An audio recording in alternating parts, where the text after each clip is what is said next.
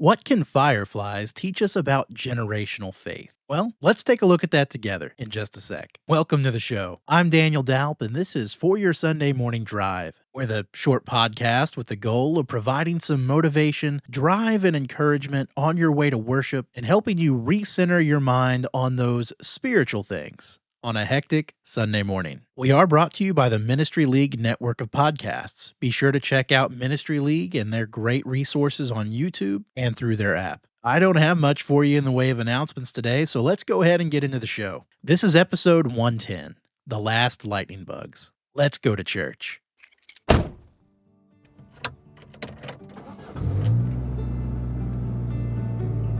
Are we there yet?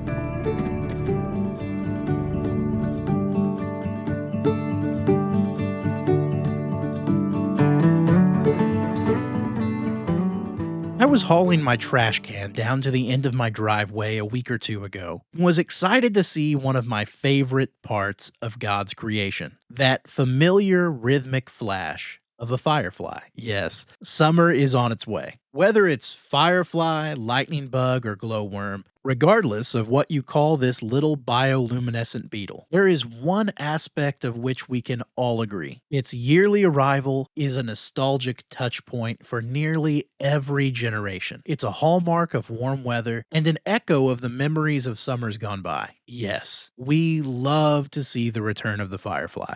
But what if that familiar blinking lantern I spotted marked one of the last summer nights ever lit by its glow? That would be a sad day. Recently, I saw several viral infographics on social media, and they stated that ours would or could be the last generation to see fireflies. And I admit, it got me.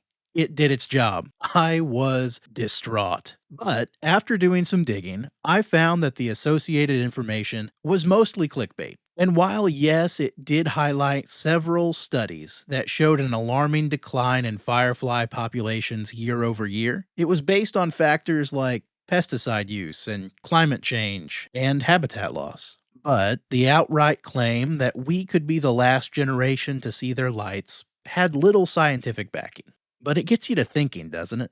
About just how much of a loss it would be if something that was so reliable and such a big part of our childhood memory was not able to be experienced or enjoyed by our children or our children's children. What a tragedy that would be. It certainly makes me want to do my part to prevent that outcome.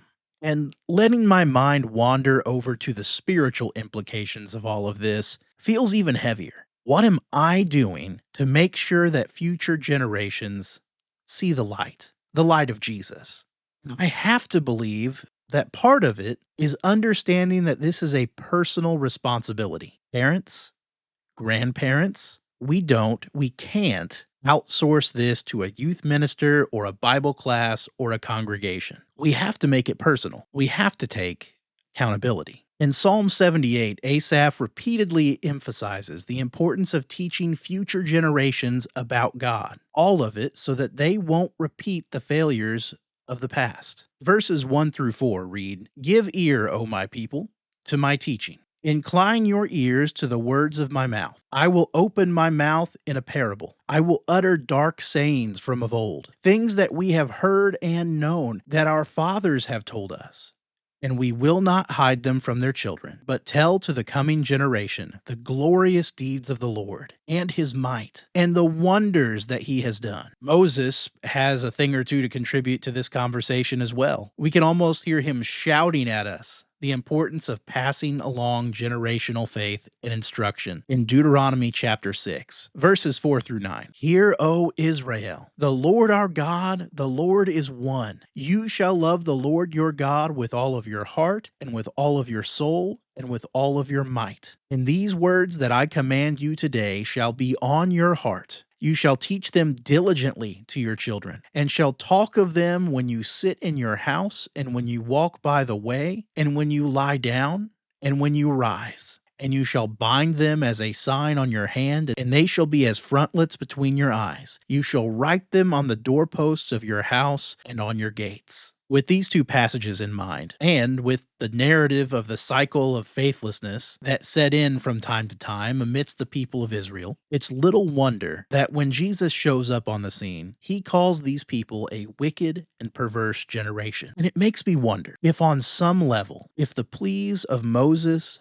and the prophets had been taken seriously by everyone, how different would things have been? If we look at them and take them seriously today, how different could things be? No, we're not fireflies. And our families are so much more precious than lightning bugs. And yes, the church will endure, but the question is, will our spiritual legacy be just a flash in the night? Or are we truly committed to being the light of the world? Will we choose to have a role in helping the next generation to walk by the lamp and the light of God's word? Or will we leave them to stumble in darkness? It's my prayer that we choose to make their futures bright. Well, those are my thoughts for your Sunday morning drive. Now it's time to hear yours. And don't forget, you can share your answers to every week's discussion questions right on the website at foryoursundaymorningdrive.com. Our discussion questions for this week are: what are some intentional ways you can help the next generation see the light of Jesus in your everyday life this week? Why is passing down faith a personal responsibility rather than something we can outsource? And what spiritual habits or conversations do you remember most from older Christians in your life? And how can you recreate those moments for the next generation? Hey, thank you for listening. Thanks for taking time out of your week to make us a part of your routine. If you have some time,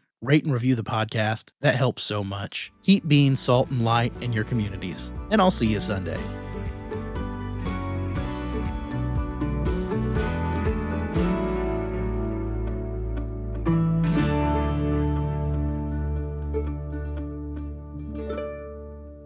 We're here.